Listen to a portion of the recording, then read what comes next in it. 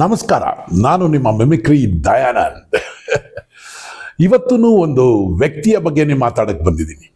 ಕನ್ನಡ ಚಿತ್ರರಂಗ ಅಂದ ತಕ್ಷಣವೇ ನಮಗೆಲ್ಲ ಒಂದು ಖುಷಿ ಸಿಗ್ತದೆ. ಎಸ್, ಒಂದು ಇತಿಹಾಸ ಇದೆ ಕನ್ನಡ ಚಿತ್ರರಂಗಕ್ಕೆ. ಎಂಥ ಇತಿಹಾಸ! ಯಾಕೆಂದರೆ ಅತಿ ಉತ್ತಮವಾದ ಚಿತ್ರಗಳನ್ನು ನಿರ್ಮಾಣ ಮಾಡಿ ಬಿಟ್ಟಿರೋ ನಾವು, ನಮ್ಮಲ್ಲಿ ಏನಂತಾರೆ ಅಂದರೆ, ಅಯ್ಯೋ ನಮ್ಮ ಕನ್ನಡ ಸಿನಿಮಾನ ಬಿಡಿ, ನಾವೇ ನಮ್ಮ ಕನ್ನಡ ಸಿನಿಮಾನ ಪ್ರೀತಿಸ್ತೇವೆ ಹೋದರೆ ಹೇಗೆ ಅಲ್ವಾ? ಏನು ಕನ್ನಡ ಸಿನಿಮಾ ಬಗ್ಗೆನೇ ಮಾತಾಡ್ತಾ ಇದ್ದೀನಿ ಇವತ್ತು. ಇಡೀ ಸಿನಿಮಾ ಬಗ್ಗೆ ಮಾತಾಡೋಕೆ ನಾನು ಅಷ್ಟು ದೊಡ್ಡ ವ್ಯಕ್ತಿ ಏನಲ್ಲ ರೀ. ಆದರೆ ನನ್ನ ಎಕ್ಸ್ಪೀರಿಯನ್ಸ್ಗೆ, ನಾನು ನಡೆದು ಬಂದ ದಾರಿಯಲ್ಲಿ ಕನ್ನಡ ಚಿತ್ರರಂಗ ಯಾರ್ಯಾರು ಬಂದರು ಹೋದರು ಅನ್ನೋದನ್ನು ನೋಡ್ತಾ ಹೋದೆ. ನನ್ನದೊಂದು ಸಣ್ಣ ಎಕ್ಸ್ಪೀರಿಯನ್ಸ್ ಸಿನಿಮಾ ರಂಗಕ್ಕೆ. ಯಾಕೆ ಅಂದರೆ, ಯಾವತ್ತೂ ಸ್ಟೇಜ್ ಮೇಲೆ ನಿಂತ್ಕೊಂಡು ಮಾತಾಡೋ ನಾನು ಚಿತ್ರರಂಗದಲ್ಲಿ ಏನೇನು ಮಾಡಿದೆ ಒಂದಷ್ಟು ಚಿತ್ರಗಳನ್ನು ಮಾಡಿದೆ.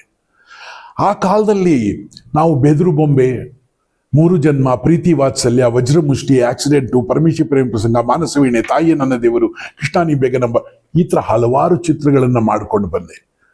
ಸಮಯದ ಬೊಂಬೆ, ಈ ಥರ ಚಿತ್ರಗಳನ್ನು ಮಾಡಿದೆ. ಆದರೆ ಆಮೇಲೆ ಕನ್ನಡ ಚಿತ್ರರಂಗದಲ್ಲಿ ಒಂದು ಸಡನ್ ಚೇಂಜ್ ಸಿಕ್ತು. ಯಾಕೆಂದರೆ ನಾವುಗಳ ಸಿನಿಮಾ ಮಾಡಬೇಕಾದ್ರೆ ಒಂದು ಸಿನಿಮಾ ಓಡ್ತಿತ್ತು, ಒಂದು ಸಿನಿಮಾ ಓಡಲ್ಲ. ಆಮೇಲೆ ಸಿನಿಮಾದ ಬಜೆಟ್ಗಳು ಭಾಳ ಕಮ್ಮಿ ಇತ್ತು. ಅದೊಂದು ದೊಡ್ಡ ಪ್ರಾಬ್ಲಮ್ ಇತ್ತು. ಸಿನಿಮಾ ಬಜೆಟ್ ಭಾಳ ಕಮ್ಮಿ. ನಮ್ಮ ಕನ್ನಡ ಸಿನಿಮಾ, ನಾವು ಮುಂಚೆ ಹೋಗಿ ಮಡ್ರಾಸಲ್ಲಿ ಕಾದ್ಬಿಟ್ಟು ಯಾರೋ ಸಿನಿಮಾ ತೆಗಿತಾ ಇದ್ರೆ ಆ ಸೆಟ್ಟನ್ನು ಉಳಿದಿದ್ರಲ್ಲಿ ಶೂಟ್ ಮಾಡಿದ್ದು ಇದೆ. ಆದರೆ ಇವತ್ತು ನಾನು ಮಾತಾಡ್ತಾ ಇರೋ ವ್ಯಕ್ತಿ ಯಾರು ಅಂದರೆ, ಅವರು ಕನಸುಗಾರ ಅಲ್ಲ, ನೆನಸುಗಾರ. ಯಾರ ಹೆಸರಿಟ್ಟಿದ್ವಿ ಕನಸುಗಾರ ಅಂತ? ಎಸ್, ಕನಸುಗಾರ ಅಲ್ಲ, ಅದು ನೆನಸುಗಾರ. ಕಂಡ ಕನಸನ್ನ ನೆನಸು ಮಾಡುವಂಥ ವ್ಯಕ್ತಿ. ಯಾವ ಗಾಂಧಿನಗರದಲ್ಲಿ ಒಂದು ಆಫೀಸ್ ಮುಂದೆ ನಿಂತ್ಕೊಂಡ್ರೇನೆ ಹೆಮ್ಮೆ ಸಿಗುತ್ತೋ, ಆ ದೊಡ್ಡ ನಮ್ಮ ವೀರಸ್ವಾಮಿ ಈಶ್ವರಿ ಪ್ರೊಡಕ್ಷನ್ಸ್, ಇದರಲ್ಲಿ ನಮ್ಮ ಕನ್ನಡ ಚಿತ್ರರಂಗಕ್ಕೆ ಎಂತೆಂಥ ಅದ್ಧೂರಿ ಚಿತ್ರಗಳನ್ನು ಕೊಟ್ಟವ್ರೆ. ಗಂಧದ ಗುಡಿಯಿಂದ ಹಿಡಿದು ಹಲವಾರು ಚಿತ್ರಗಳು, ಅದಕ್ಕಿಂತ ಮುಂಚೆನೂ ಒಂದಷ್ಟು ಸಿನಿಮಾಗಳು. ಆದರೆ ವಿಷಯ ಏನು ಅಂದರೆ, ವೀರಸ್ವಾಮಿ ಅನ್ನೋ ಒಂದು ವ್ಯಕ್ತಿ ಇದೆಯಲ್ಲ, ಆ ವ್ಯಕ್ತಿನ ನೋಡೋದೇ ಒಂದು ಖುಷಿ. ಯಾಕೆ ಅಂದರೆ, ಎಲ್ಲರ ಜೊತೆ ಬೆರೆತ ವ್ಯಕ್ತಿ. ಕನ್ನಡ ಚಿತ್ರರಂಗಕ್ಕೆ ಭಾಳಷ್ಟು ಕೊಡುಗೆಗಳನ್ನು ಕೊಟ್ಟಿದ್ದಾರೆ. ಡಾಕ್ಟರ್ ರಾಜ್ಕುಮಾರ್ ಅವರ ಅನೇಕ ಚಿತ್ರಗಳನ್ನು ಅವರು ನಮ್ಮ ಕನ್ನಡಕ್ಕೆ ಕೊಟ್ಟಿದ್ದಾರೆ. ಈ ಸಂದರ್ಭದಲ್ಲಿ ಸಿನಿಮಾ ಹಿಂಗೆ ನಡೆಯುವಾಗ, ಒಂದು ಸ್ಲೋನಲ್ಲಿ ನಡೀತಾ ಇರುವಾಗ, ಒಂದು ಭಾಳ ನಾಚಿಕೆ ಇರೋ ವ್ಯಕ್ತಿ, ಭಾಳ ನಾಚಿಕೆ, ಯಾರ ಮುಂದೆನೂ ನಿಂತ್ಕೊಳ್ಳಲ್ಲ, ಏನು ಮಾಡಲ್ಲ. ಅಯ್ಯೋ ಇಲ್ಲ, ನಾವು ಯಾರು ಬಂದರೆ ಪಕ್ಕಕ್ಕೆ ಸರಿದು ಬಿಡ್ತಾರೆ ಅಂಥ ವ್ಯಕ್ತಿ ವೀರಸ್ವಾಮಿ ಅವರ ಮಗ ರವಿಚಂದ್ರನ್ ಅವರು. ಆ ರವಿಚಂದ್ರನ್ ಕನ್ನಡ ಚಿತ್ರರಂಗದಲ್ಲಿ ದಾಖಲೆಗಳನ್ನು ಮಾಡಿರೋದು ನಿಜಾನೇ. ಭಾಳ ಜನ ಹೇಳ್ತಾರೆ, ಸರ್ ರವಿಚಂದ್ರನ್ನು ಪ್ರೇಮಲೋಕ ಒಂದೇನಾ, ಎಷ್ಟೊಂದು ಅದ್ಧೂರಿ ಚಿತ್ರಗಳನ್ನು ಕೊಟ್ಟರು. ಎಲ್ಲದಕ್ಕಿಂತ ಮುಖ್ಯ, ಎಲ್ರಿಗೂ ಗೊತ್ತಿರೋ ವಿಷಯನೇ, ಕನ್ನಡ ಚಿತ್ರರಂಗವನ್ನು ಕೋಟಿಗೆ ತಗೊಂಡೋಗಿರೋದೇ ಅವರು ಅಲ್ವಾ? ಕಲರ್ ಕಾಂಬಿನೇಷನಲ್ಲಿ ಬ್ಲ್ಯಾಕ್ ಆ್ಯಂಡ್ ರೆಡ್ ಹಾಕಿದ್ರೆ ಹಿಂಗಿರುತ್ತೆ ಅನ್ನೋ ಕಾಂಬಿನೇಷನ್. ಚಿತ್ರ ಮಾಡೋದಕ್ಕಿಂತ ಮುಂಚೆ ಚಿತ್ರ ನೋಡಬೇಕು ಅಂತಾರೆ. ಅಂಥ ಸಂದರ್ಭದಲ್ಲಿ Ravichandran had a big vision. ಅವರ ಟೆಂಪೋನು ಜಾಸ್ತಿ ಇತ್ತು. ಕನ್ನಡ ಚಿತ್ರರಂಗ ನಡೀತಾ ಇದ್ದು ಒಂದು ಟೆಂಪೋಯಿಂದ ಸ್ವಲ್ಪ ಎತ್ತರದ ಟೆಂಪೋ, ಹೈ ಟೆಂಪೋಗೆ ತಗೊಂಡೋಗಿದ್ದು ರವಿಚಂದ್ರನ್ ಅವರು. ನಾನು ಹೇಳುವಾಗ, ಏನು ರವಿಚಂದ್ರನ್ ಬಗ್ಗೆ ಇಷ್ಟೇ ಹೇಳ್ತಾ ಇದ್ದೀರಾ ಸರ್, ರವಿಚಂದ್ರನ್ ಇನ್ನೇನು ಮಾಡೋರು ಅಂತ ಕೇಳೋ ಹುಡುಗರು ಇದ್ದಾರೆ. ಆದರೆ ಒಂದು ತಿಳ್ಕೊಳ್ಳಿ, ರವಿಚಂದ್ರನ್ ಕನ್ನಡ ಚಿತ್ರರಂಗದ ಹಣದ ಶೈಲಿಯನ್ನೇ ಬದಲಾವಣೆ ಮಾಡಿದ್ರು, ಮಾರಾಟದ ಶೈಲಿಯನ್ನೇ ಬದಲಾವಣೆ ಮಾಡಿದ್ರು. ಪಾಪ ಡಾಕ್ಟರ್ ರಾಜ್ಕುಮಾರ್ ಅವ್ರಿಗೂ ಆ ಕಾಲದಲ್ಲಿ ಅವ್ರ ಚಿತ್ರ ಎಷ್ಟು ಓಡಿದೆ ಅಂತ ಅವ್ರಿಗೆ ಗೊತ್ತಿರಲಿಲ್ಲ. ಯಾಕೆಂದರೆ ಮುಗ್ಧರಾಗಿದ್ರು ಅವರು. ಪಾಪ ಎಲ್ಲದಕ್ಕೂ ಅಂದ್ಕೊಂಡು ಒಟ್ಟು ಕಲೆನೇ ದೊಡ್ಡದು ಅಂದ್ಕೊಂಡಿದ್ರು. ರವಿಚಂದ್ರನ್ ಕಲೆನೇನು ಚಿಕ್ಕದು ಅಂದ್ಕೊಂಡಿರಲಿಲ್ಲ. ಬಟ್ ಆ ಕಾಂಬಿನೇಷನ್ ಏನಿತ್ತಲ್ಲ, ಅದು ಕನ್ನಡ ಚಿತ್ರರಂಗದಲ್ಲಿ ಅದ್ಧೂರಿಯಾಗಿ ಮಾಡಿದ್ರು. ಅವ್ರಿಗೆ ಸರಿಯಾಗಿ ಸಾಥ್ ಕೊಟ್ಟವ್ರು ಹಂಸಲೇಖನೂ ಹೌದು. ಆದರೆ ರವಿಚಂದ್ರನ್ ಅವ್ರಿಗೇನು ಅಂದರೆ, ಕ್ಯಾಸೆಟ್ ಬಿಡುಗಡೆಯಿಂದ ಹಿಡಿದು, ಭಾಳ ಜನ ಅನ್ಕೊಂಡ್ಬಿಡ್ತಾರೆ ಸಿನಿಮಾ ಮಾಡೋದು, ಮಾಡಿ ಫಿನಿಶ್ ಮಾಡಿಬಿಡೋದು ಕಷ್ಟ. ಸಿನಿಮಾ ಮಾಡೋದು ಕಷ್ಟ ಅಲ್ಲ, ಅದಾದಮೇಲೆ ಅದನ್ನು ಬಿಡುಗಡೆ ಮಾಡೋದು ಎಷ್ಟು ಕಷ್ಟ ಇದೆ. ಅದರಲ್ಲೂ ಕೂಡ ತೊಡಗಿಸ್ಕೊಳ್ಳೋದು ಒಂದು ಹುಡುಗ ಅಂದರೆ ಹೆಂಗಿರುತ್ತೆ. ಆದರೆ ಪಾರಂಪರ್ಯವಾಗಿ ರವಿಚಂದ್ರನ್ ಅವ್ರಿಗೆ ಸಿನಿಮಾ ಬಗ್ಗೆ ಗೊತ್ತಿತ್ತು, ಬಿಸ್ನೆಸ್ ಬಗ್ಗೆ ಗೊತ್ತಿತ್ತು. ಅದೇನು ದೊಡ್ಡ ವಿಷಯ ಅನ್ಸಲ್ಲ. ಆದರೆ ಒಬ್ಬ ಟೆಕ್ನಿಕಲ್ ಪರ್ಸನ್ ರವಿಚಂದ್ರನ್ ಹೆಂಗಾದ್ರು ಅಂತೀರಾ? ಅದಕ್ಕೆ ನಾನು ಹೇಳೋದು, ನೀವು ಯಾರಿಗಾದ್ರು ಒಳ್ಳೇದು ಮಾಡಿದ್ರೆ ದೇವರು ನಿಮ್ಗೆ ಒಳ್ಳೇದು ಮಾಡ್ತಾರೆ ಅಂತ. ಹಲವಾರು ಜನಕ್ಕೆ ಆಶ್ರಯ ಆಗಿರುವಂಥ ವೀರಸ್ವಾಮಿ ಅವರು ಮಾಡಿಟ್ಟಿದ್ದೇನು ಅಂದರೆ, ಒಂದು ಒಳ್ಳೆ ಗುಡ್ವಿಲ್. ಅದಂದ ದೇವರು ಅವರು ಕೊಟ್ಟಿರೋ ಆಶೀರ್ವಾದ ಏನು ಅಂದರೆ, ಭಾಳ ಜನ ಕಲಾವಿದರನ್ನು ಬೆಳೆಸಿದ್ಯಪ್ಪ, ಭಾಳ ಜನ ನಿರ್ದೇಶಕರನ್ನ ಬೆಳೆಸಿದ್ಯಾ, ತಾಕೋ ನಿನ್ನ ಮನೆಗೇನೆ ಒಂದು ಒಳ್ಳೆ ನಿರ್ದೇಶಕ, ಒಂದು ಒಳ್ಳೆ ಕಲಾವಿದನ ಕೊಡ್ತೀನಿ ಅಂತ ಕೊಟ್ಟಿರೋ ಕೊಡುಗೆನೆ ಕನ್ನಡ ಚಿತ್ರರಂಗಕ್ಕೆ ರವಿಚಂದ್ರನ್. ಅದರಲ್ಲಿ ಅನುಮಾನವೇ ಇಲ್ಲ. ಅಹಂಕಾರ ರವಿಚಂದ್ರನ್ ಇಲ್ಲ ಅಂತೀರಾ? ಇದೆ ರೀ, ಅಹಂಕಾರ ಇದೆ. ನಾನು ಓಪನ್ ಆಗಿ ಹೇಳ್ತೀನಿ, ನನ್ನ ಮೇಲೆ ಕೇಸ್ ಹಾಕಲಿ ಪರವಾಗಿಲ್ಲ. ರವಿಚಂದ್ರನ್ಗೆ ಅಹಂಕಾರ ಇದೆ. ಅಷ್ಟು ಕಲೆ ಇದ್ಮೇಲೆ ಇಷ್ಟು ಅಹಂಕಾರ ಬೇಕ್ರಿ, ಅಷ್ಟು ಅಹಂಕಾರ ಬೇಕು. ಎಲ್ಲದಕ್ಕೂ ತಲೆ ಬಾಗ್ಸಕ್ಕೆ ಹೋಗ್ಬಾರ್ದು. ಯಾರಾದರೂ ಏನಾದ್ರು ಹೇಳಿದ್ರೆ ಸುಮ್ಮನಿರ ನಂಗೆ ಗೊತ್ತು ಅನ್ನೋ ಡಿಸಿಷನ್ ತಗೋತಾರಲ್ಲ, ದಟ್ ಈಸ್ ರವಿಚಂದ್ರನ್. ಯಾರು ಏನೇ ಹೇಳಿದ್ರು ಎಸ್ ಅಂತಾರೆ, ಆಮೇಲೆ ಅವ್ರಿಗೆ ಏನು ಮಾಡಬೇಕೋ ಅದನ್ನೇ ಮಾಡ್ತಾರೆ, ದಟ್ ಈಸ್ ರವಿಚಂದ್ರನ್. ಯಾರೋ ದುಡ್ಡು ಉಳ್ಸಕ್ಕೆ ಏನೇನೋ ಪ್ಲಾನ್ ಮಾಡಿದ್ರು ಇವರು ಲಾವಿಶಾಗಿ ಖರ್ಚು ಮಾಡಿ ನೋಡಿ. ನೀವು ಒಂದು ಸಿನಿಮಾಗೆ ಎಲ್ಲ ಕಡೆ 50 ರೂಪಾಯಿಗೆ ಸಿಗೋವಾಗ, 40 ರೂಪಾಯಿ ಸಿಗೋವಾಗ 100 ರೂಪಾಯಿ ಬೇಕು, 200 ರೂಪಾಯಿ ಬೇಕು, 500 ರೂಪಾಯಿ ಬೇಕು, 1000 ರೂಪಾಯಿನೇ ಬೇಕು ಅಂತ ಹೇಳ್ತಾ ಇದ್ರು ರವಿಚಂದ್ರನ್. ಆದರೆ 1000 ರೂಪಾಯಿ ಅವ್ರು ಕೇಳಬೇಕಾದ್ರೆ ಅವರು 10 ರೂಪಾಯಿ ಖರ್ಚು ಮಾಡಿ 1000 ರೂಪಾಯಿ ಕೇಳ್ತಿರಲ್ಲ, 980 ರೂಪಾಯಿ ಖರ್ಚು ಮಾಡಿ 1000 ರೂಪಾಯಿ ಕೇಳ್ತಾ ಇದ್ರು. That is Ravichandran. ಯಾಕೆ ರವಿಚಂದ್ರನ್ಗೆ ಇದ್ದಿದ್ದೆ ಅದು ಏನು ಅಂದರೆ ಗ್ರ್ಯಾಂಡ್ ಆಗಿರಬೇಕು ಸಿನಿಮಾ ಅಂತ. ಪ್ರೇಮ ಲೋಕ ಸಿನಿಮಾ ಮಾಡಿದಾಗ ಬಹಳ ಜನ ಮಾತಾಡಿದ್ರು, ಏನ್ರಿ ಯಾವುದೋ ಚಿತ್ರಮಂದಿರ ಇದ್ದಂಗಿದೆ ನೋಡೋಕ್ಕೆ, ಸಿನಿಮಾ ಟಾಕೀಸ್ನಲ್ಲಿ ಕೂತ್ಕೊಂಡು ಇದು ನೋಡೋಕ್ಕಾಯ್ತದ? ಟಿ ವಿನಲ್ಲಿ ಒಂದು 6-7 ಒಟ್ಟಿಗೆ 20 ಹಾಡೆಲ್ಲ ಬಂದರೆ ಅದು ನೋಡ್ತೀವಲ್ಲ, ಹಂಗಿತ್ತು ಸಿನಿಮಾ ಅಂತ. ಯಾಕೆ ಅಂದರೆ ಸಿನಿಮಾ ಕೆಲವರು ಒಳ್ಳೇದಾಗಿ ಮಾಡಿದ್ರೆ ಕೆಲವ್ರಿಗೆ ಆಗೋದಿಲ್ಲ ಪಾಪ. ಕೆಲವ್ರಿಗೆ ಹಂಗಲ್ಲ, ಸಿನಿಮಾ ಜಡ್ಜ್ ಮಾಡೋಕ್ಕೆ ಬರಲ್ಲ. ಸಿನಿಮಾಗೆ ಜಡ್ಜ್ ಮಾಡೋರು ಯಾರು ಅಂತೀರಾ? ಯಾವ ಡೈರೆಕ್ಟರ್ ಕೈಯಲ್ಲೂ ಆಗಲ್ಲ, ಯಾವ ಪ್ರೊಡ್ಯೂಸರ್ ಕೈಯಲ್ಲೂ ಆಗಲ್ಲ, ಯಾರ ಕೈಯಲ್ಲ. It is audience. ಜನನೇ ಡಿಸಿಷನ್ ಕೊಡಬೇಕು. ಆ ಜನದ decision was Premaloka super hit. ಅದಾದ್ಮೇಲೆ ರಣಧೀರನ್ನು ಕೊಟ್ಟರು, ಮಲ್ಲನ್ನು ಕೊಟ್ಟರು. ನೀವು ಯೋಚನೆ ಮಾಡಿದ್ರು ಸರ್, ಅದೆಲ್ಲ ಹೇಳ್ತೀರಾ, ಅವ್ರದ್ದು ಪಿಕ್ಚರ್ ಫೇಲ್ಯೂರ್ ಆಗಿತ್ತಲ್ಲ. ಒಂದು ಮನೆಗೆ ಹೋದ್ಮೇಲೆ ನೀವು ದೇವ್ರ ಮನೆ ನೋಡಬೇಕು, ಹಾಲ್ ನೋಡಬೇಕು, ಟಾಯ್ಲೆಟು, ಹಿತ್ತಲ ಬಾಗಿಲು, ಕಸ ಎಷ್ಟು ಹಾಕೋರೆ ಅದು ನೋಡಬಾರ್ದು. ಅದೇ ರೀತಿ ಕೆಲವು ಫೇಲಿಯರ್ಸ್ ಆಗಿರುತ್ತೆ. ಅದು ಬಹುಶಃ ಜಾಸ್ತಿ ಜಾಣತನ ಮಾಡಿರೋದನ್ನು ಆಗಿರ್ಬೋದು, ಅಥವಾ ಅಡ್ವಾನ್ಸ್ ಆಗಿ ಯೋಚನೆ ಮಾಡಿರೋದ್ರಿಂದ ಆಗಿರ್ಬೋದು. ಆದರೆ ನಾವು ನೋಡಬೇಕಾಗಿದ್ದು ರವಿಚಂದ್ರನ್ ಕೊಟ್ಟಿರೋ ಸೂಪರ್ ಹಿಟ್ಸ್. ಎಸ್, ನೋವುಗಳಾಗಿದೆ, ಅವ್ರಿಗೆ ಬಹಳಷ್ಟು ನೋವುಗಳಾಗಿದೆ. ಆದರೆ ಯಾವತ್ತೂ ಹಿಂಗಂದಿಲ್ಲ ರವಿಚಂದ್ರನ್. ಕೊಡ್ತಾ ಬಂದರು ಕನ್ನಡ ಚಿತ್ರಕ್ಕೆ ಎಲ್ಲವನ್ನೂ ಕೊಡ್ತಾ ಬಂದರು. ಒಳ್ಳೆ ಆಹಾರ. ನಾನಿದು ಹೇಳ್ಬೇಕಾದ್ರೆ ನಿಮ್ಗೇನು ಎಕ್ಸ್ಪೀರಿಯನ್ಸ್ ಇದೆ ಸರ್ ರವಿಚಂದ್ರನ್ ಬಗ್ಗೆ? ನೀವ್ಯಾರೋ ಹಳೆ ಆರ್ಟಿಸ್ಟು ಅಥವಾ ನೀವೇನೋ ಮಿಮಿಕ್ರಿ ಆರ್ಟಿಸ್ಟು ಅನ್ಬೋದು. ನಾನು ರವಿಚಂದ್ರನ್ ಅವ್ರ ಜೊತೆ ಭಾಳಷ್ಟು ಸಿನಿಮಾದಲ್ಲಿ ಮಾಡಿದೆ. ನೀವು ಮರ್ತಿರ್ಬೋದು, ನಾನಂತೂ ಮರೆಯೋಕ್ಕಾಗದೇ ಇಲ್ಲ. ಯಾಕೆಂದರೆ ಅವ್ರು ಮಾಡ್ರು. ಯಾಕೆ ನಿಮಗೆ ನೆನಪಿರೋ ಅಂಥದ್ದೇ ಒಂದು ಸೀನ್ ಹೇಳ್ತೀನಿ. ಯಾವಾಗಲೂ ಕಾಮಿಡಿ ಇಲ್ಲ ಹಾಕಲ್ವ? ಕನಸುಗಾರ, ಅದು ಕಿಟಕಿ ತೆಗೆದು ಕಣ್ ತೆಗೆದು ನೋಡಿ, ಕಿಟಕಿ ಕಿಟಕಿನ ಆ ಕ್ಯಾರೆಕ್ಟರ್ ನಾನು ಮಾಡಬೇಕಾದ್ರು ಅಷ್ಟೇ. ರವಿಚಂದ್ರನ್ ಅವರು ಅದಾದಮೇಲೆ ಪೋಲಿ ಹುಡುಗ, ಆ ಚಿತ್ರದಲ್ಲೂ, ಆಮೇಲೆ ಇನ್ನೂ ಹಲವಾರು ಚಿತ್ರ ಮಾಡಿದೆ ನಾನು. ಒಂದು ಚಿತ್ರದ ಬಗ್ಗೆ ಹೇಳ್ತೀನಿ. ರವಿಚಂದ್ರನ್ ಅವ್ರು ಎಂಥ ಡಿಫ್ರೆಂಟಾಗಿ ಯೋಚನೆ ಮಾಡೋ ವ್ಯಕ್ತಿ ಅಂತ. ಅವರ ಶೂಟಿಂಗ್ ಟೈಮ್, ಅವ್ರು ಮಾಡೋ ಸಿನಿಮಾಗಳಿದೆಯಲ್ಲ, ನಾನು ಅವರ ಜರ್ನಿನಲ್ಲಿ ಬಹಳಷ್ಟು ಕಡೆ ಇದ್ದೆ. ಭಾಳ ಇಷ್ಟಪಡೋರು ನನ್ನ. ಕೋದಂಡರಾಮ ಚಿತ್ರ ಮಾಡಿದಾಗ ಬೆಳಗ್ಗೆನೇ ಕರೆದ್ರು. ಸರ್, ನಮ್ಮ ಸಾಹೇಬ್ರು ಕರೀತಾರೆ, ಬಾಸ್ ಕರೀತಾ ಇದ್ದಾರೆ ಅಂತ ಒಬ್ರು ಬಂದರು, ಫೋನ್ ಮಾಡಿದ್ರು. ಆ್ಯಸ್ ಯೂಶಲಿ ಪ್ರೊಡಕ್ಷನ್ ಮ್ಯಾನೇಜರ್ ಇವರು ಕರೆದ್ರು. ಅವ್ರು ಬರೋದೇ ಆ ರೀತಿ ಇರಲಿಲ್ಲ, ಅವ್ರೇನು ಡೈರೆಕ್ಟಾಗಿ ಫೋನ್ ಮಾಡೋದು. ಪ್ರೊಡಕ್ಷನ್ ಮ್ಯಾನೇಜರ್ ಫೋನ್ ಮಾಡಿದ್ರು. ಸೆಟ್ಗೆ ಹೋದೆ. 8 ಗಂಟೆಗೆ ಹೋದೆ. ರವಿಚಂದ್ರನ್ 9 ಗಂಟೆಗೆ ಬಂದರು. ಯಾವಾಗ ಬಂದ? 8 ಗಂಟೆಗೆ ಬಂದೆ. ನೀನು ಯಾವನು 8 ಗಂಟೆಗೆ ಬಂದಿದ್ದು? 9 ಗಂಟೆಗೆ ಹೇಳಿದ್ರೆ 8 ಗಂಟೆಗೆ ಬರ್ತಾನಂತೆ. ನೋಡಿ, ಹಿಂಗೆ ಮಾತಾಡ್ಸೋದು. ಅದೇ ರೀ, ಹೃದಯ ಬಿಚ್ಚಿ ಮಾತಾಡೋ ಸ್ಟೈಲನ್ನೇ ಅದು. ಆಮೇಲೆ ಎಲ್ಲರನ್ನೂ ಜೊತೆ ನೋಡಿ, ನಾವೆಲ್ಲ ಆರ್ಟಿಸ್ಟ್ಗಳನ್ನ ಎಲ್ಲೋ ಕಳಿಸ್ಬೋದು. ಅವ್ರು ಹೀರೋ ಬೇರೆ, ಡೈರೆಕ್ಟರ್ ಬೇರೆ, ಅಲ್ಲಿ ಕೂತ್ಕೊಂಡು ಇಲ್ಲ. ರವಿಚಂದ್ರನ್ ಹಂಗಿರಲಿಲ್ಲ. ನಾವೆಲ್ಲ ಬನ್ರಿ ಯಾರು ಹತ್ರ ಇದ್ದಾರೋ, ಯಾರು ಮಾತಾಡೋಕ್ಕಾಗುತ್ತೋ. ಅಂದರೆ ನೀವು ಯೋಚನೆ ಮಾಡೋದು ದೊಡ್ಡವರು ಚಿಕ್ಕವರು ಅಂತ ಅಲ್ಲ ನೋಡೋದು, ವೇವ್ ಲೆಂತ್. ಅವ್ರಿಗೇನಾದ್ರು ಡಿಸ್ಕಸ್ ಮಾಡಿದ್ರೆ ಅರ್ಥ ಆಗುವಂಥ ವ್ಯಕ್ತಿಗಳನ್ನ ಜೊತೆಲಿ ಕೂರಿಸ್ಕೊಳ್ಳೋರೆ ಹೊರತು ದುಡ್ಡಿರೋನು ದೊಡ್ಡ ಆರ್ಟಿಸ್ಟು ಚಿಕ್ಕ ಆರ್ಟಿಸ್ಟ್ ಅಲ್ಲ. ಒಂದು ಸತಿ ನೀವು ಫ್ರೆಂಡ್ಸ್ ಆಗಿಬಿಟ್ರೆ ರವಿಚಂದ್ರನ್ಗೆ ಹೃದಯ ಕೊಟ್ಬಿಡ್ತಾರೆ. ಕರೆದು ಕೂರಿಸ್ಕೊಂಡ್ರು, ಟಿಫನ್ ಮಾಡಿದ್ವಿ, ಎಲ್ಲ ಆಯಿತು. ಆಮೇಲೆ ಸಿಗರೆಟ್ ಸತ್ಯನೋ? ಅದೇ ಇಲ್ಲ, ನಿಜ ಹೇಳು, ಯಾವಾಗ ಮತ್ತೆ ಇವಾಗ ಸೇದು? ಸರ್ ಬೇಡ ಸರ್, ಸೇದೀಗ ನೋಡು, ತಪ್ಪು ಮಾಡಬಾರ್ದು. ಮಾಡಿದ್ರೆ ಎಲ್ಲರ ಮುಂದೆ ಮಾಡಬೇಕು. ಎದ್ರುಕೊಂಡು ತಪ್ಪು ಮಾಡಬಾರ್ದು, ಧೈರ್ಯವಾಗಿ ತಪ್ಪು ಮಾಡಬೇಕು.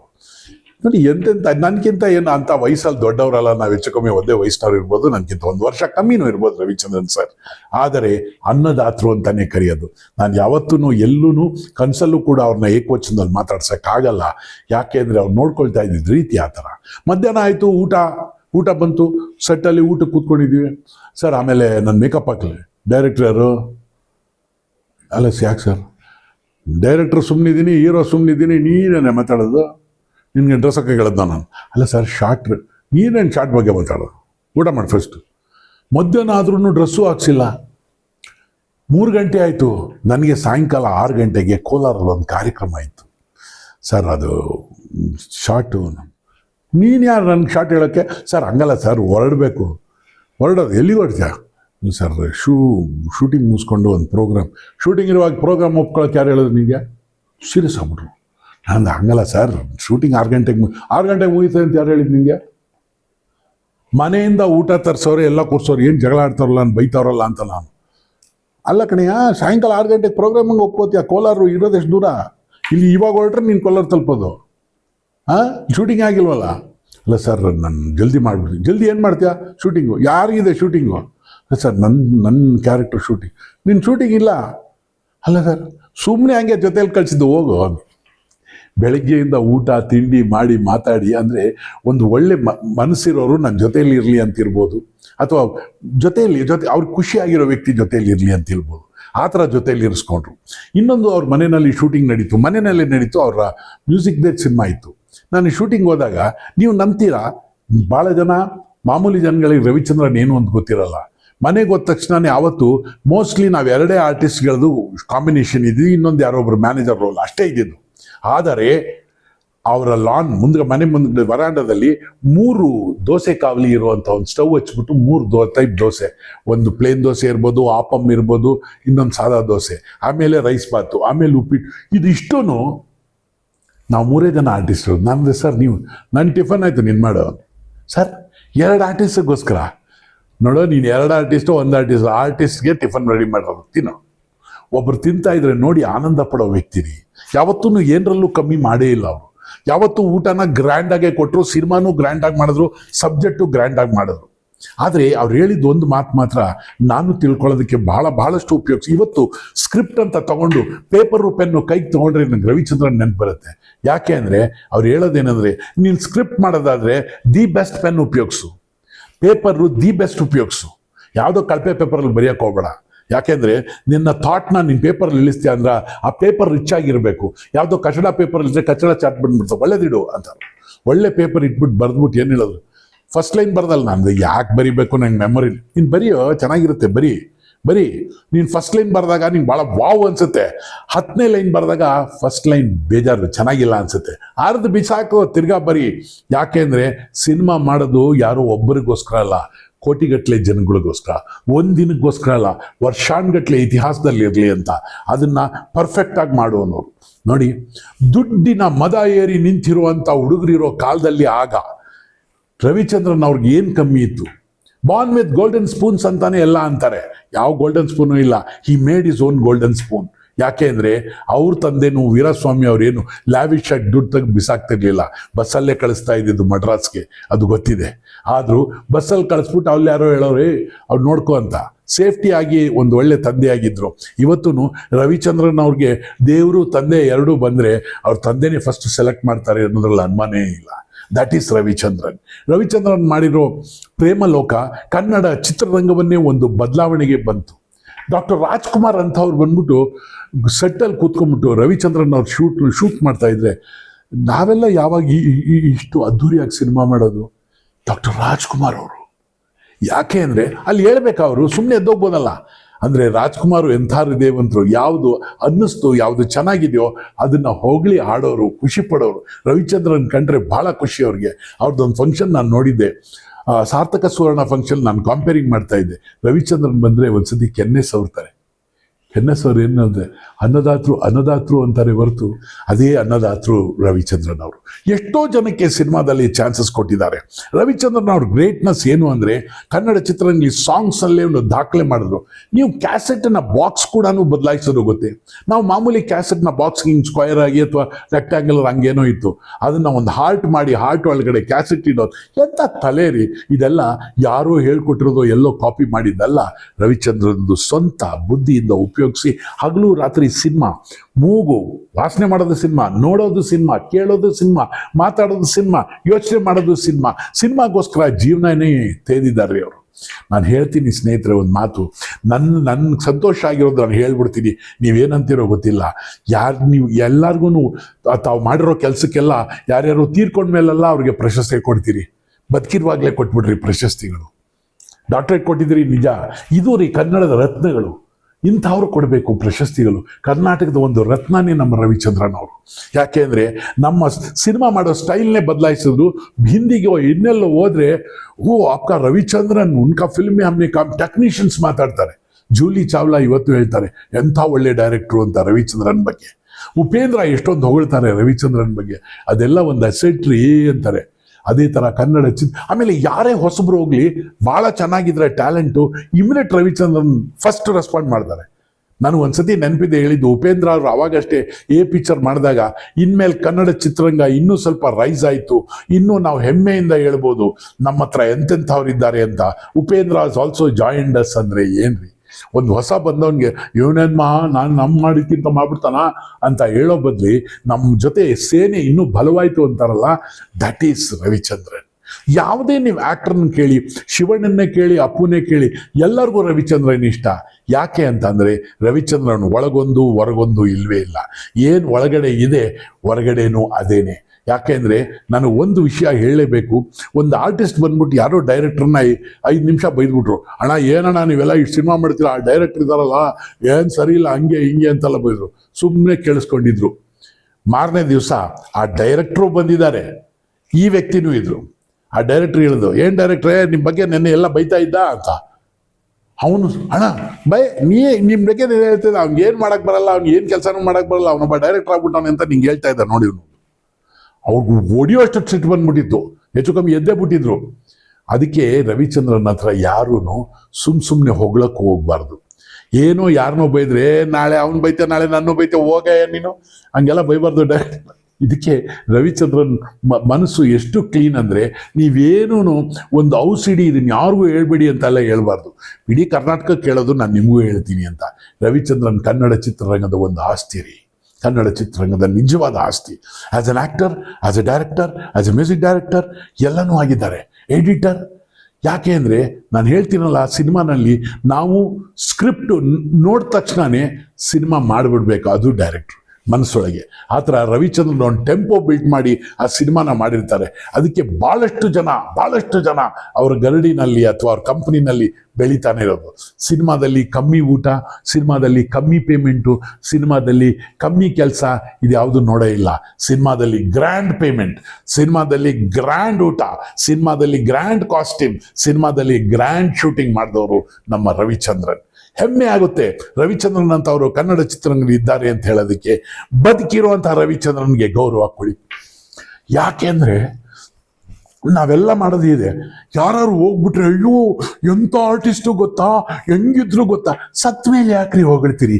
ಬದುಕಿರುವಾಗ ಇವ್ರನ್ನೆಲ್ಲ ನೀವು ಒಂದ್ಸತಿ ನಮಸ್ಕಾರ ಮಾಡಿಬಿಡಿ, ಒಂದ್ಸತಿ ಮುಟ್ಬಿಡಿ, ಸರ್ ನಿಮ್ಮ ಸಿನಿಮಾ ಗ್ರೇಟ್ ಅಂದ್ಬಿಡಿ. ಅವ್ರು ಸಿನಿಮಾ ಮಾಡಿದಾಗ ಅಟ್ಲೀಸ್ಟ್ ಎಲ್ಲೋ ನಿಂತ್ಕೊಂಡು ಮಾತಾಡೋದಕ್ಕಿಂತ ಥಿಯೇಟ್ರ್ ಒಳಗೆ ಹೋಗಿ ಕೂತ್ಕೊಂಡು ಅವ್ರ ಸಿನಿಮಾ ನೋಡಿ ಒಂದು ಮಾತಾಡಬೇಕಲ್ವಾ? ಯಾರ್ಯಾರೋ ದೂರದಿಂದಾನೇ ಮಾತಾಡೋದು ಬಹಳ ತಪ್ಪು. ಬಿಕಾಸ್ ರವಿಚಂದ್ರನ್ ಯಾವತ್ತೂ ಯೋಚನೆ ಮಾಡೋದು ಅಡ್ವಾನ್ಸ್ ಆಗಿ, 10 ವರ್ಷ ಮುಂಚೆನೇ ಯೋಚನೆ ಮಾಡಿಬಿಡ್ತಾರೆ. ಆದರೂ ಕೂಡ ಕೆಲವು ರಿವರ್ಸ್ ಗೇರಲ್ಲಿ ವಾಪಸ್ ಬಂದು ತಿರ್ಗಾ ನಿಮ್ಗೆ ಯಾವ ಸಿನಿಮಾ ಬೇಕು ಅದನ್ನೇ ಕೊಡ್ತಾರೆ. ಯಾವತ್ತೂ ಒಂದು ಕೆಟ್ಟ ಮಾತು ಉಪಯೋಗಿಸಿದವ್ರಲ್ಲ ರವಿಚಂದ್ರನ್. ಯಾವತ್ತೂ ಗ್ರ್ಯಾಂಡ್ ಆಗಿದ್ದವರು. ನಾನು ಬ್ಯಾಂಬಲ್ ಮಾಡ್ತಾ ಇದ್ದೆ ಅಂತ ಹೇಳ್ತಾರೆ. ಒಂದು ಡ್ರಾಪ್ ಡ್ರಿಂಕ್ಸ್ ತೊಗೊಂಡಿದ್ದು ನಾನು ನೋಡಲಿಲ್ಲ, ಯಾವತ್ತು ಒಂದು ಸಿಗರೇಟ್ ಸೇರಿದ್ದು ನಾನು ನೋಡಲಿಲ್ಲ, ಎಕ್ಸೆಪ್ಟ್ ಶಾರ್ಟ್ನಲ್ಲಿ ಏನಾದ್ರು ಬೇಕು ಅಂದರೆ ಬಿಟ್ಟು ಏನೂ ಇಲ್ಲ. ಆದರೆ ಯಾರು ಸಿಗರೇಟ್ ಸೇರ್ತಾ ಇದ್ರೆ ಪಕ್ಕದಲ್ಲೇ ಕೂತ್ಕೋತಾರೆ, ಯಾರು ಡ್ರಿಂಕ್ಸ್ ತೊಗೋತಾ ಇದ್ರೆ ಪಕ್ಕದಲ್ಲೇ ಕೂತ್ಕೋತಾರೆ. ಯಾವ ನಿಮಗೆ ಅಂಬರೀಷ್ ಕೇಳಿ, he's is a very good friend. Vishnuvardhan ಕೇಳಿ, is a very good friend. ರಾಜ್ಕುಮಾರನ್ ಕೇಳಿ, ಅವ್ರು ಹೇಳ್ತಾರೆ ಕರ್ನಾಟಕ ಅಂದರೆ ಅದು, ಸಿನಿಮಾ ಅಂದರೆ ರಾಜ್ಕುಮಾರ್ ಅಂತಾರೆ. ಯಾರನ್ನು ಇವತ್ತು ಬಂದಿರೋ ಹೊಸ ಕಲಾವಿದರಿಗೂ ಕೂಡ ಅಷ್ಟೇ ಗೌರವ ಕೊಡ್ತಾರೆ. ಆದರೆ ಸುಮ್ಮನೆ ನಾಟಕ ಮಾಡೋದಕ್ಕಂತೂ ರವಿಚಂದ್ರನ್ಗೆ ಆಗಲ್ಲ. ಅವರು ನಾಟಕದ ಮಾತು ಇಲ್ಲ. ಮನೆ ಆಗಲಿ, ಕ್ಯಾಮ್ರಾ ಆಗಲಿ, ಸಿನಿಮಾ ಆಗಲಿ, ಏನೇ ಆಗಿರಲಿ, ಈಸ್ ಡೈರೆಕ್ಟ್. ಅದಕ್ಕೆ ರವಿಚಂದ್ರನ್ದು ಕೆಲಸ ನೋಡಬೇಕು ಅಂದರೆ ನೀವು ಸ್ಕ್ರಿಪ್ಟಲ್ಲಿ ನೋಡಬಾರ್ದು, ಅವ್ರು ಶೂಟಿಂಗ್ ಮಾಡಿದ್ಮೇಲೆ ನೋಡಬೇಕು. ಯಾರಿಗೂ ತಲೆ ಬಾಗದೇ ಇರೋವಂಥ ರವಿಚಂದ್ರನ್ ಅವರು ನಮ್ಮಂಥ ಪುಟ್ಟ ಕಲಾವಿದರನ್ನು ಕೂಡ ಹೋಗ್ತಾ ಇದ್ರೆ ನಿಂತ್ಕೋ, ಎಲ್ಲೋಗ್ತೀಯ, ಕೂತ್ಕೋ, ಮಾತಾಡೋಣ ಅಂಥೇಳಿ ಮಾತಾಡಿ ಅವ್ರ ವಿಷಯಗಳನ್ನು ಹೇಳಿ ನಮ್ಮ ಹತ್ರ. ನಮ್ಮ ಕೆಲಸದ ಎಷ್ಟು ದೊಡ್ಡ ವಿಷಯ. ನನಗೆ ಒಂದು ದೊಡ್ಡ ವಿಷಯ ಅಂತ ಹೇಳಿದಾಗ ಸಿನಿಮಾನ ಎಷ್ಟು ಗ್ರ್ಯಾಂಡಾಗಿ ನೋಡ್ತಾರೆ ಅಂದರೆ, ನನಗೆ ನೆನಪಿದೆ ಒಂದ್ಸತಿ ಅವರು ಸಿನಿಮಾ ಮಾಡುವಾಗ ನಮ್ಮ ಚಿರಂಜೀವಿ ಅವ್ರ ಜೊತೆ, ಮೆಗಾಸ್ಟಾರ್ ಚಿರಂಜೀವಿ ಅವ್ರ ಜೊತೆ ಸಿನಿಮಾ ಮಾಡಿದರು. ಸಾಯಂಕಾಲ ಚಿರಂಜೀವಿ ಅವ್ರು ಫೋನ್ ಮಾಡಿದ್ರು, ನಾವು ಮಾಡ್ತಾ ಇದ್ದೀವಲ್ಲ ಸಿನಿಮಾ, ಅದ್ರದ್ದು ಏನಾದ್ರು ಕ್ಲಿಪ್ಪಿಂಗ್ಸು ಸ್ವಲ್ಪ ನೀವೆಷ್ಟು ರೆಡಿ ಮಾಡಿದ್ದೀರ ಅದು ನೋಡೋಕ್ಕಾಗುತ್ತೆ. ಆಗುತ್ತೆ ಸರ್ ಅಂತ ರವಿಚಂದ್ರನೇ ಡೈರೆಕ್ಟ್ರು. ಆಗುತ್ತೆ ಸರ್, ಯಾವಾಗ? ನಾಳೆ ಬೆಳಿಗ್ಗೆ ಹೆಂಗಾಗುತ್ತೆ? ಇನ್ನು ನೀವು ಬರೋದು ಯಾವಾಗ? ನಾವು ನಾಡಿದ್ದಿನ ನಾನು ಫ್ರೀ ಇಲ್ಲ. ನಾಳೆ ಬೆಳಿಗ್ಗೆ 8 ಗಂಟೆಗೆ ನೀವು ಸ್ಟುಡಿಯೋ ಬುಕ್ ಮಾಡಿ ಸರ್. ಅಲ್ಲ ರೀ, ಹೈದರಾಬಾದಲ್ಲಿ ನೋ ಪ್ರಾಬ್ಲಮ್, ಹೈದರಾಬಾದಲ್ಲಿ ಸ್ಟುಡಿಯೋ ಬುಕ್ ಮಾಡಿ ಬರ್ತೀನಿ ಅಂತ. ಸರ್ ಬೆಳಿಗ್ಗೆ 8 ಗಂಟೆಗೆ ಅವ್ರ ಮನೆ ಮುಂದೆ ಇದ್ದಾರೆ, ಮೆಗಾಸ್ಟಾರ್ ಚಿರಂಜೀವಿ ಮನೆ. ಅವರು ಚಾರ್ಟೆಡ್ ಫ್ಲೈಟಲ್ಲಿ ಹೋಗಿದ್ದಾರೆ. ಅದು ರವಿಚಂದ್ರನ್ ಸ್ಟೈಲ್. ಕನ್ನಡ ಸಿನಿಮಾ ಅಂದರೆ ರವಿಚಂದ್ರನ್ ಅಲ್ಲ ಗ್ರೇಟ್ನೆಸ್ಸು. ಕನ್ನಡ ಸಿನಿಮಾದವ್ರು ಹೆಂಗೆ ಅಂದರೆ ಬರೀ ನಮಗೆ ಶಾರ್ಟ್ಸ್ ತೋರಿಸು ಅಂದರೆ ಚಾರ್ಟೆಡ್ ಫ್ಲೈಟಲ್ಲಿ ಬರ್ತಾರೆ ಅಂತ ಚಿರಂಜೀವಿ ಹೇಳಕ್ಕೆ ಶುರು ಮಾಡಿದ್ರು. ಕನ್ನಡ ಚಿತ್ರರಂಗ ರಿಚ್ ಆಯ್ತಲ್ವಾ, ಅದಕ್ಕೆ ಹೇಳೋದು. ಯಾವುದಕ್ಕೂ ತಲೆಬಾಗಿ ಇಲ್ಲ ಸರ್, ಬಸ್ ಇಟ್ಕೊಂಡು ಬಂದ್ಬಿಡ್ತೀನಿ, ಈಗ ಯಾವುದೋ ಬಸ್ ಸಿಕ್ಕಲ್ಲ ಇಷ್ಟೊತ್ತಲ್ಲಿ ಅಂತ ಹೇಳಿಲ್ಲ. Cinema is grand. ಕೋಟಿಗೆ ಸಿನಿಮಾ ಮಾಡ್ತೀವಿ, ಇದ್ಯಾವ ಲೆಕ್ಕ ರೀ? ಇಂಥ ದೊಡ್ಡ ವ್ಯಕ್ತಿ ನಮ್ಮ ಜೊತೆ ಆ್ಯಕ್ಟ್ ಮಾಡ್ತಾರೆ, ಅವ್ರ ಮಾತಿಗೊಂದು ಮರ್ಯಾದೆ ಬೇಕು. ಅದೇ ರೀತಿ ತೆಲುಗುನಲ್ಲೂ ಮರ್ಯಾದೆ ತಂದುಕೊಟ್ರು, ತಮಿಳ್ನಲ್ಲೂ ಮರ್ಯಾದೆ ತಂದುಕೊಟ್ರು. ಆಲ್ ಟೆಕ್ನಿಷಿಯನ್ಸ್ ಇವತ್ತು ರವಿಚಂದ್ರನ್ ಅಂದ ತಕ್ಷಣ ಎಸ್ ಸರ್ ಅಂತಾರೆ. ಆದರೆ ಅವ್ರು ಹಿಂಗೆ ಅಂದೇ ಇಲ್ಲ. ನಾನು ಒಂದೇ ದೇವ್ರನ್ನ ಕೇಳ್ಕೊಂಡು ಅವ್ರು ಹಿಂಗೆ ಇರಲಿ,